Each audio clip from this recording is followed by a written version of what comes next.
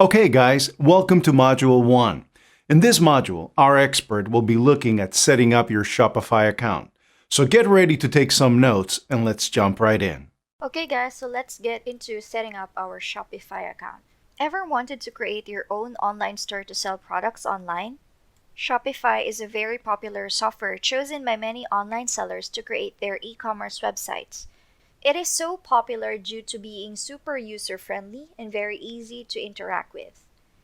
Shopify allows you to create and customize your store, sell it in different channels, market it using built-in tools, and manage everything from orders, shipping, payments, and so on using a single dashboard.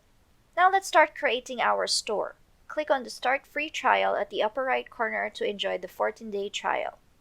Next, type in your email address, password, and your store name, then click Create Your Store.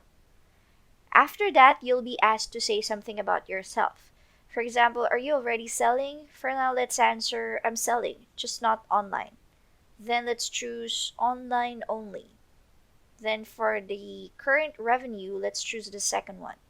Once okay, click Next. Fill in the information, then click Enter My Store. Once your store is created, you'll be redirected to your admin homepage. This is how it would look like. Let's do a quick tour of the admin homepage. Shopify Home shows the information about daily tasks, your store's recent activity, and the next steps you can take to build your business. Here's another example of an actual running Shopify store's admin homepage. You have your total sales analytics, your orders, payments, and chargebacks information. Back to our homepage, the next steps for our new store are adding a product, customizing our theme, and adding a domain. Now let's check out the Orders tab. After the customer places an order using any of your active sales channel, it should appear here. You can also create orders manually in your Shopify admin to record orders that you've made outside Shopify or send your customers email invoices. Then we have the Products tab. This is where you can view, update, and organize all of your products and variants. It has 4 sub-menus. Transfers is where you can track and receive your incoming inventory from suppliers. Then we have the Inventory. This is where you can track your stock level. Next, we have the Collections. This is where you can group your products to make it easier for customers to find them by category. Gift card is a special type of product. Its value can be used as a payment for future orders from your online store. Next, we go to the Customers tab. Every time a new customer places an order with your store, their name and other details are added here. Then we have the Analytics or the Overview dashboard. The Overview dashboard shows key sales, orders, and online store visitor data. You can see at a glance how your store is performing across all of your sales channel and for any date range. After the dashboard is the Report sub-menu. This is where you can check how your store performed in the last 30 days.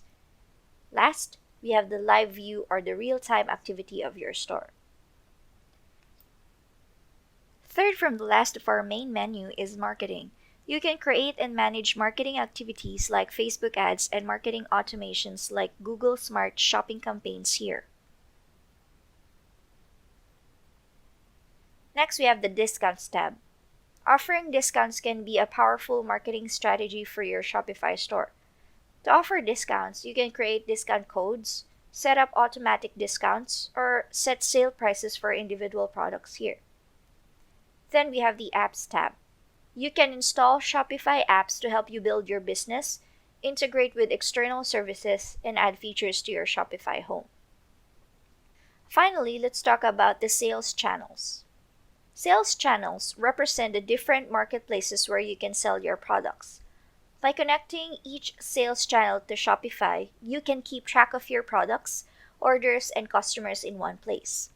The online store sales channel is an online home for your business. You can use it to create web pages, publish a blog, and sell your products using beautiful responsive themes and a personalized domain name.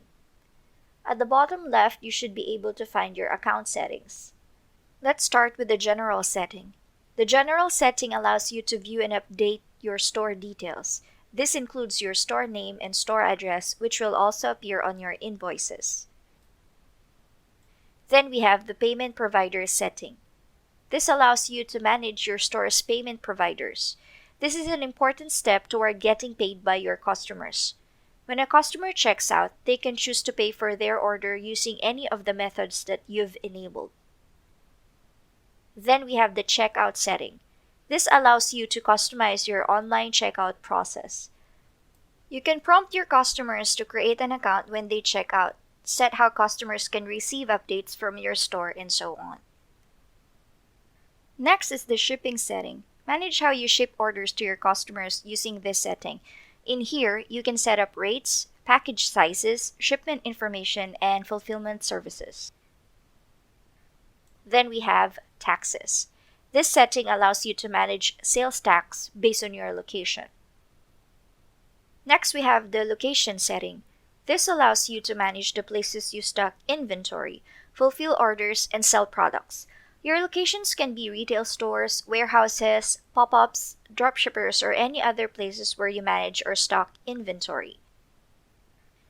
Next is the notification setting. This setting allows you to manage notifications about orders, shipping, delivery, and so on. You can also set it up so you and your staff will be notified when a new order comes in. Next, we have the file setting. This allows you to upload images, videos, and documents. Then we have sales channel. This setting allows you to manage the channels you use to sell your products and services. Next, we have plan and permissions. This allows you to view plan information and manage what staff can see or do in your store. Next, we have store languages. This allows you to manage the languages your customers can view on your store. Second to the last is billing. This allows you to manage your billing information and view your invoices. And finally, the legal setting. You can use this setting to manage and set up your store's legal pages.